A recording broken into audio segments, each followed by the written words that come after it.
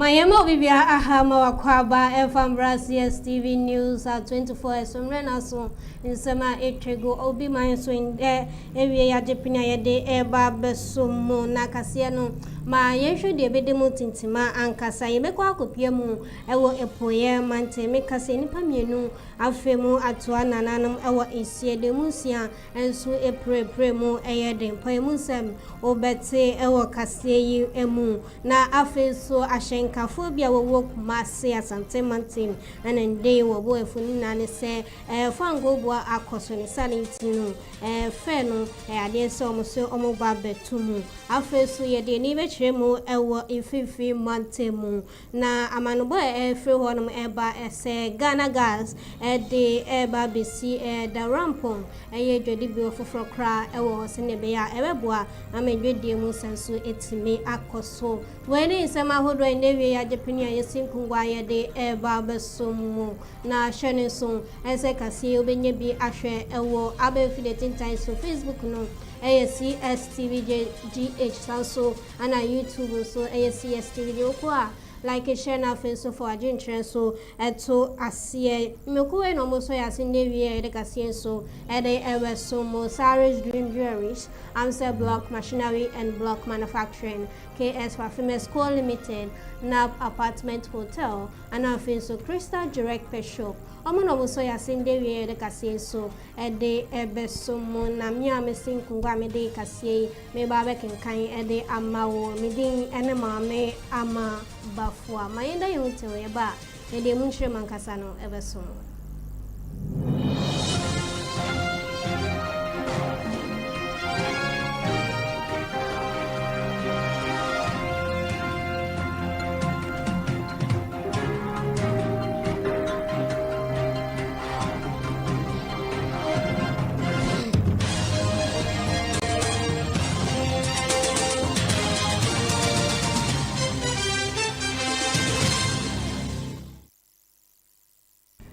Yadase na yabeshe yekasi no asiyedi ni ekwa kuchiremu ewo omaimu mampenia odi omayeso John Dramani Mahama endrada anokopie mu ewo Jamaica mine mu acheso woni mpenifo awodo na ana Asia mo ato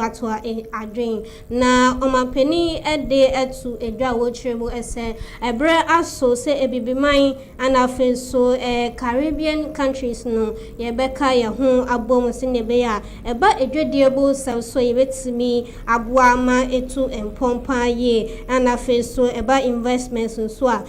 yebetimi etintim nyema na feso etimi akọ enkan na we reparation dialogue wode ekotu dwa ewo Jamaica mine mu na feso osanso ede etu edwa ese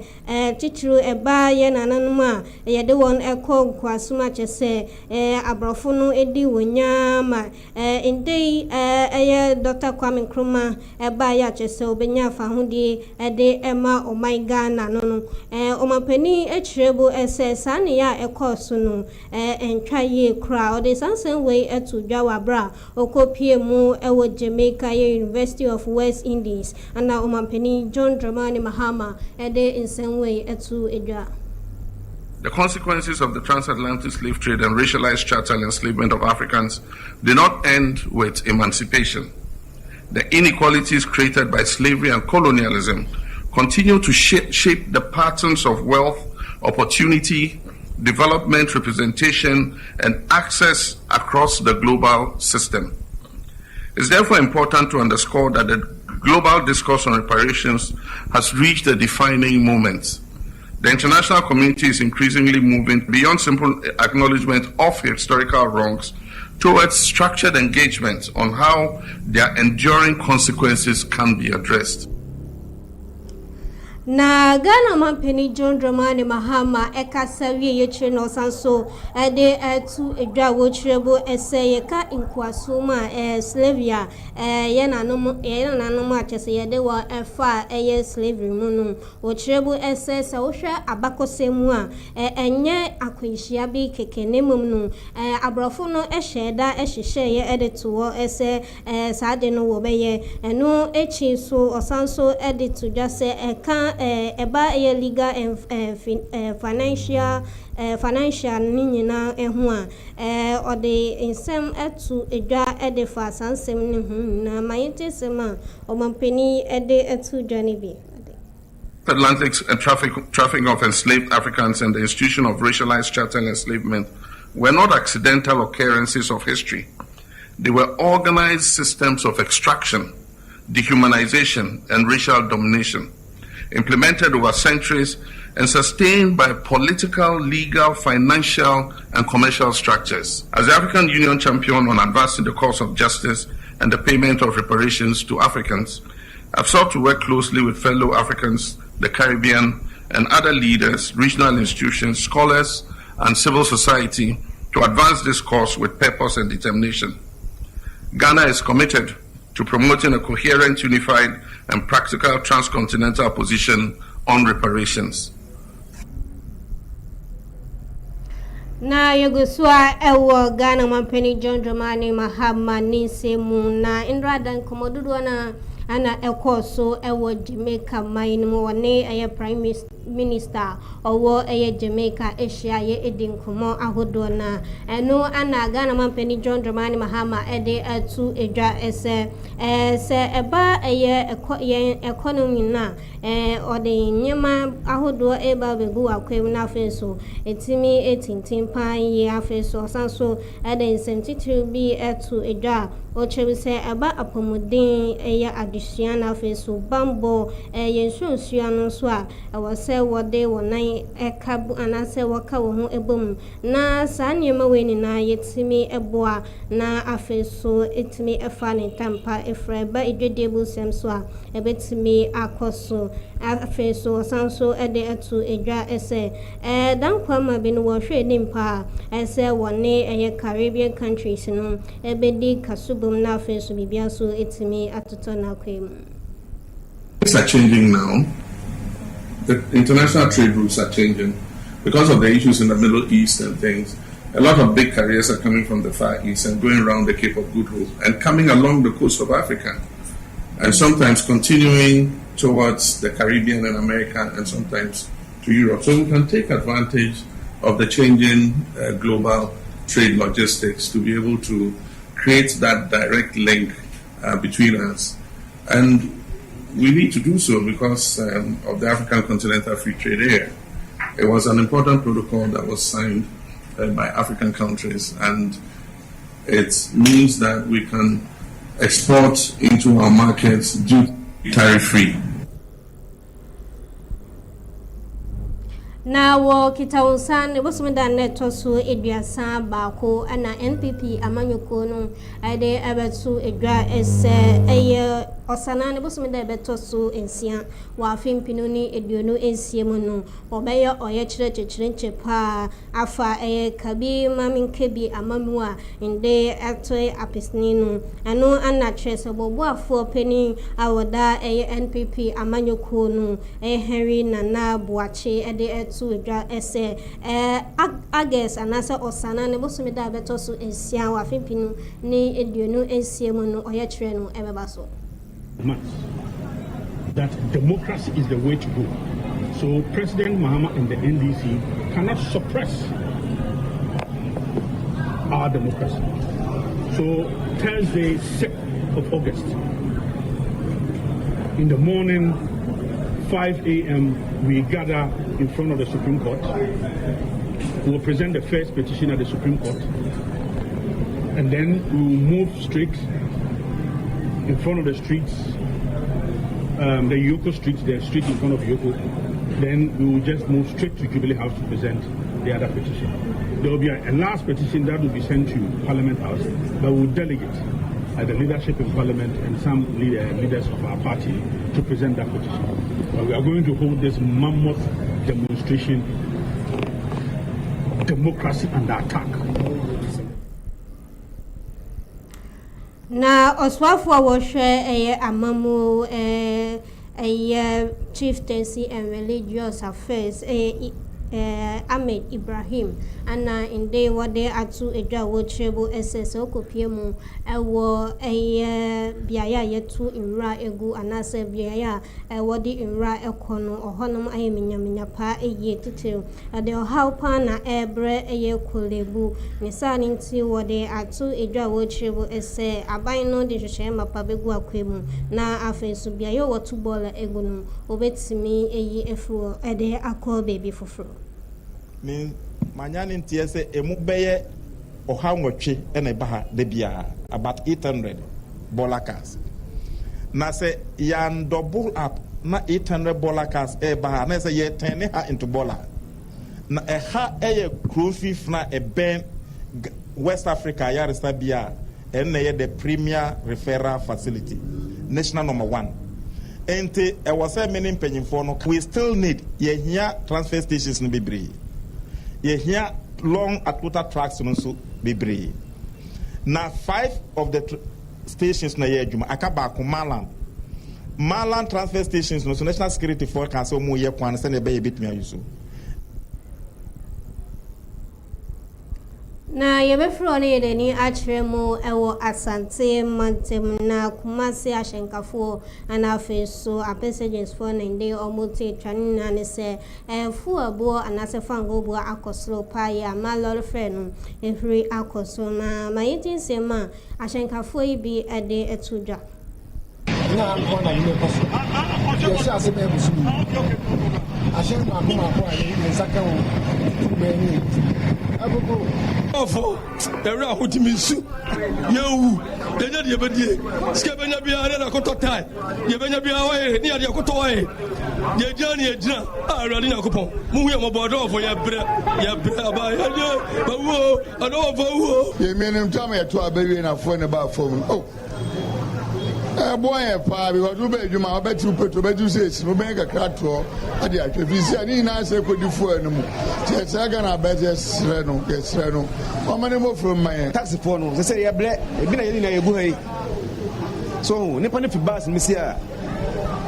o charge na o say ne body say e kan say aba ne muwa na emle fom say na oba afoforo na e wo fom no on sam emle fom say na ba ya ye so aye no ye go ba han kakra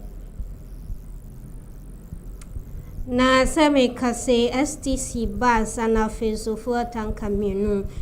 Kia Sorrento anafeso Mitsubishi pickup idi akodi eshia ne pa minu etimi afemu atwana nanam ewa esiedo na emusian so de ade se omepra epremu dempa esa kwenhia esiye ewa etukroma no eben bonso junction ewa epoye mantemu na safo ya omo ekaye no meka say the one akwakogu ayaresabia wo J1 ayarehwe na Ghana National Fire Service communication team member baako Alex King Nate echere insemu ese obe 11 no ene hu bibisa na yetwumika call na yetwumika call no yehu se fuel tank na eda insionu ajese ejademu ajese eshi yese hu se Mitsubishi pickup Kia Sorrento STC basis so ejadim into no yabo modern say ebedundu ejano na all these vehicles no assets dia akwenhia ne sisi e ntimi for now egusa ehwemu enso fuel tanker no ehye kra wonsuonu ehye na unfortunately nipa mienu ana omuwo mbema mienu yesusu say ebe driver ni mate unfortunately almost share kra kete beyond recognition apart from no nipa 6 omu prepare no e de moko hawa hospital kete nipa 4 mema ne mamienu na omu prepare by suspect say nipa ne prepare in the doors because when nipa STC no nipa so to pick up no nipa so to Kia Sorrento no intino inkofo prepare mum then me sure say later no you be more accurate number no, but for now no you say nipa 6 and no we prepare the on how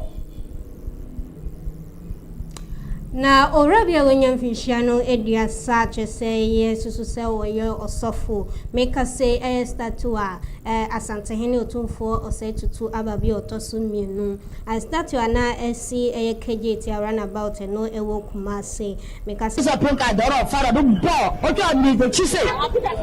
the chise no bi wade ni mu the ni one afa pinka so do bo no so do hwia inside do no pie no na asem za abosom so yankwase asem na boy so na echesi no na mo gise kan ese na mo bo no the pinka hwidi tiru no hwie yi snap do gun tisu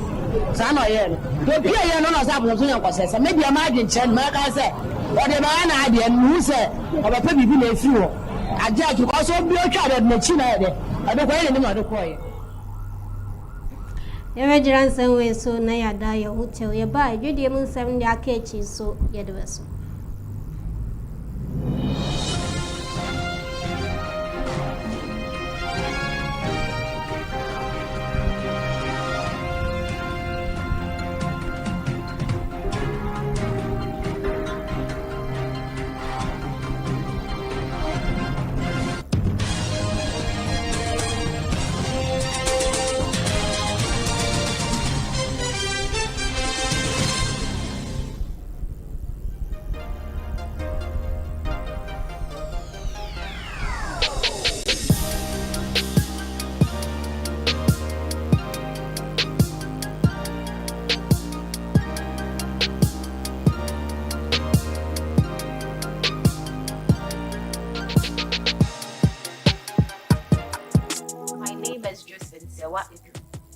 the manager of Crystal Jurek Pet Shop. Here, we have varieties of pet foods and accessories. When it comes to dog foods and cat foods, we have everything. We have the 25 kg pellets, the 20 kg, the 10 kg. We have Happy Home, High Performance, Dog Chew, Jack Pet Food, GC Puppy and Adults, High Retrieval, Happy Canine. When it comes to the leashes or the collars, we have everything, whether small, medium or large. We have their supplements, their vitamins, fish oils, medicated soaps, and their tablets. We also have the flea and tick sprays, their refreshers. And when it comes to their bowls, we have different types of bowls. Stainless or plastic bowls, medium, large. We have their traveling bags, their bathing tubs, their towels, and all their chains as well. We also do breeding of dogs and cats. Whether you are looking for poodles, puppies, any mixed breed, we have them. Foreign cats too are available. When it comes to their treats, we have the big bones, we have their biscuits, we have their snacks, we have our locations. One is located at East Legon American House, adjacent KB Clay, near Interpol Avenue Street. We also have a branch at Blue Lagoon, Sacramento, opposite the Ghana Poultry Farmers Association, General Anchor Street. You can contact us on 0243 03 2066 or 020 473 8175. At Crystal Jurek, we will always want your pet to smile.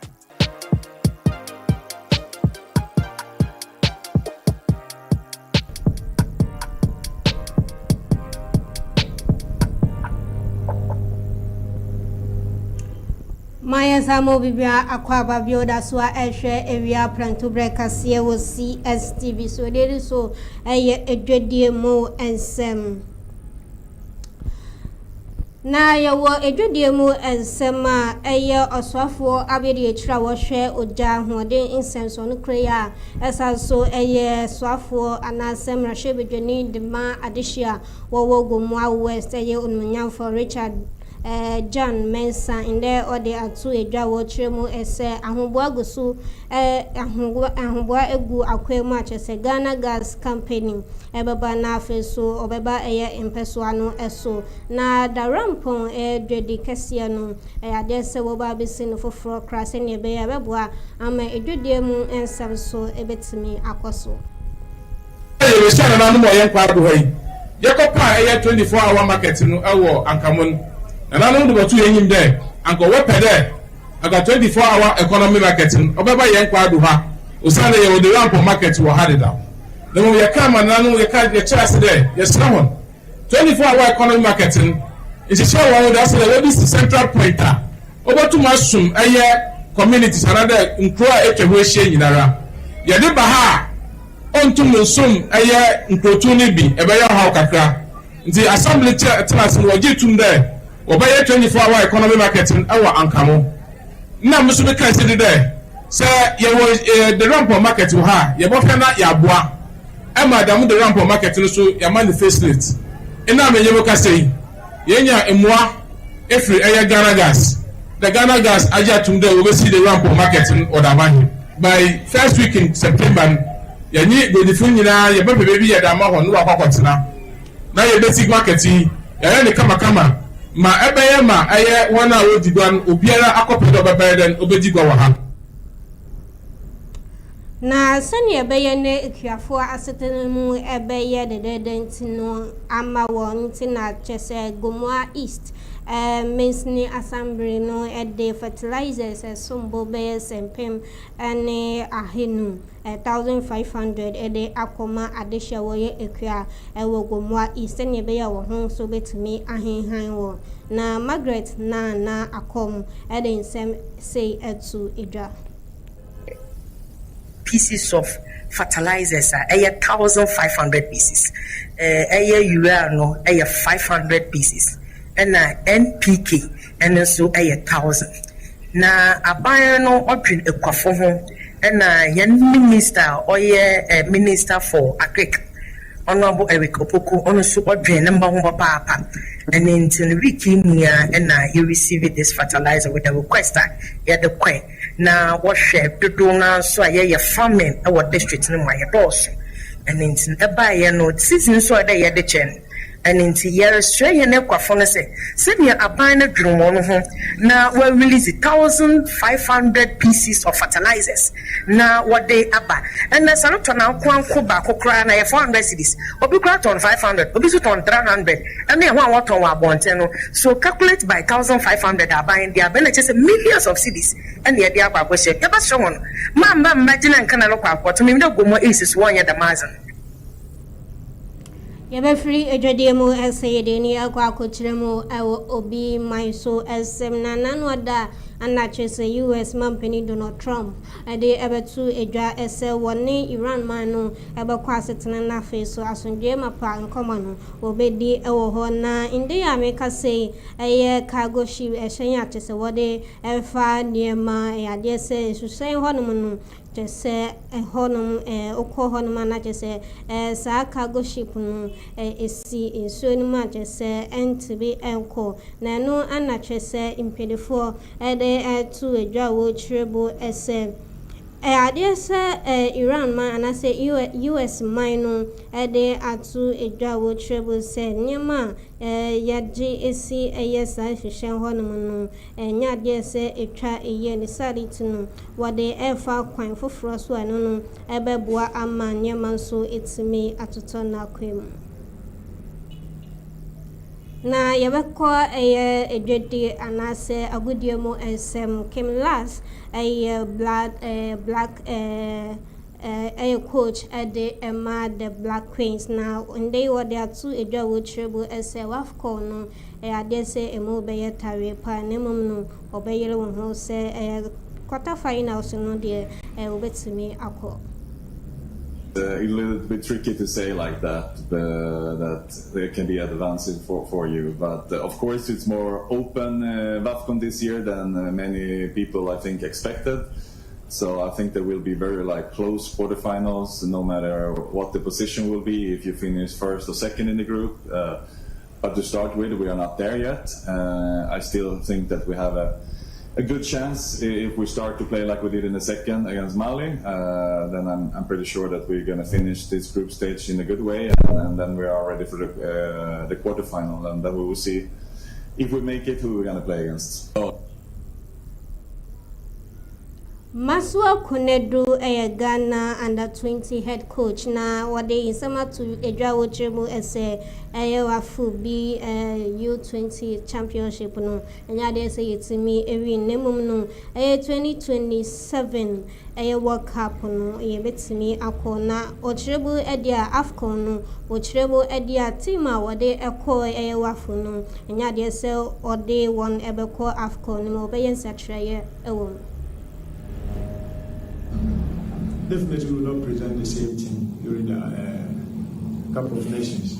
Yeah, we augmented the squad in the course of the preparations. We know Ghana, we have a lot of good youth players. That's why I said we will be reorganizing ourselves. Definitely, for this tournament, we just had to maintain the local boys and, use them to see what they can also offer. Yes, it's true. Some of them have demonstrated that if they get the chance, they can really, prove what they've got. So, I'm happy for some of the players. They did so well, We never knew some of them could, come up like they did in this tournament. So, we are happy with the team,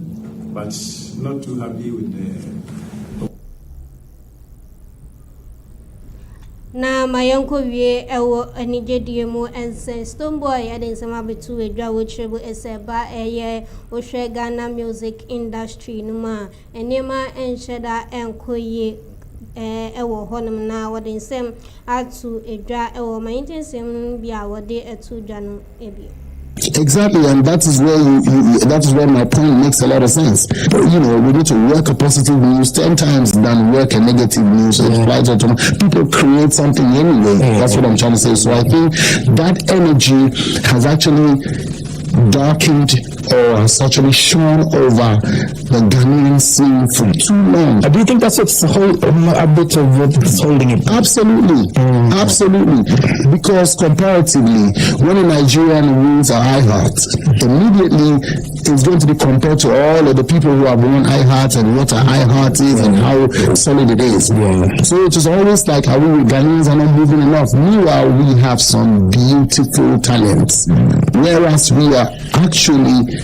some of the very fundamental